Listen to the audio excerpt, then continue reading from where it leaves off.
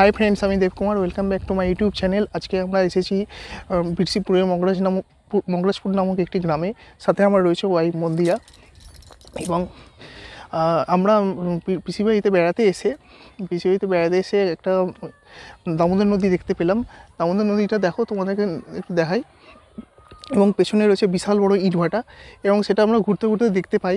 তাই একটু তোমাদেরকে ঘুরিয়ে দেখাবো। ইটভাটাটা মানে এখানে প্রচুর কর্মীও কাজ করছে, এবং পেছনে দুটো বড় চিমনিও আছে। সেখানে একটু তোমাদেরকে ঘুরিয়ে দেখাবো।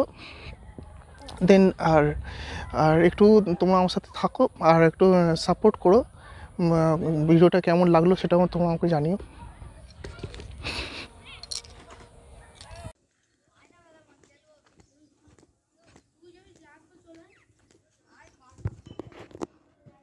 ইটভাটাটা ঠিক এখান থেকে শুরু হচ্ছে।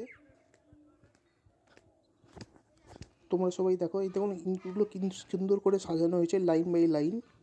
আবার ডিজাইন পেন্টিং করাও হয়েছে।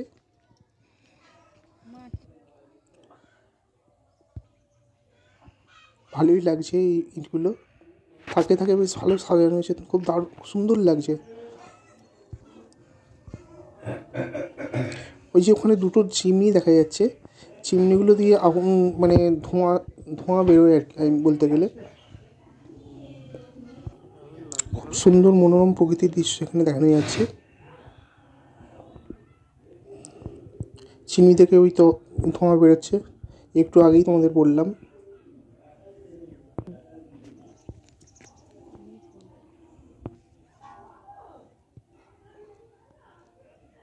ইটগুলো পরপর লাইন দিয়ে সাজানো রয়েছে খুব সুন্দরভাবে।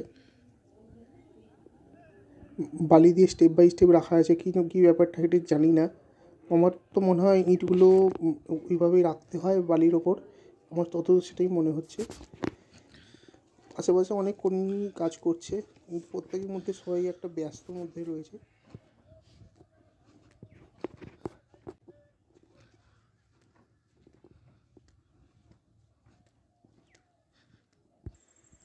এখানে একটা সুন্দর বাগান রয়েছে বেশ দামোদর নদীর ধারে।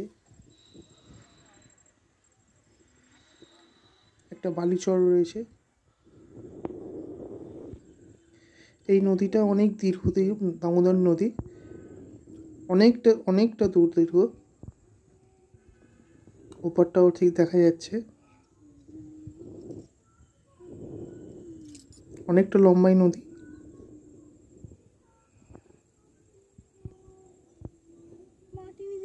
মাটি শেষ হয়ে যাবে আর ইট তৈরি হচ্ছে সব তো এখান থেকেই যাচ্ছে।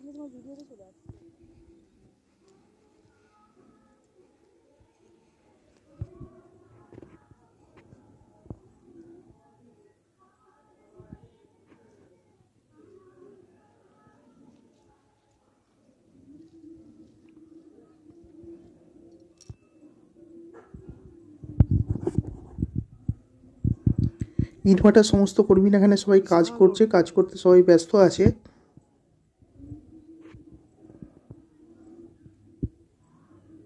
ওই যে দুটি চিমনি, তার কাছে আমরা একটু পরেই যাব।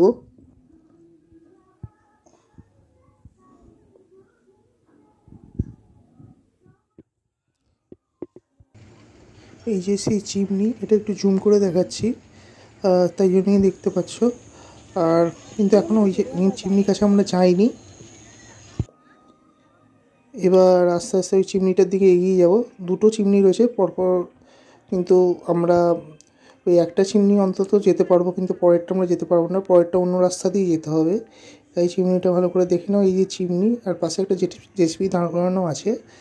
আর ভিডিওটি কেমন লাগলো তোমরা আমাকে জানিও কমেন্টের মাধ্যমে, আর লাইক দিও, প্রচুর সাবস্ক্রাইব করো, আর সবাইকে দেখার সুযোগ করে দিও।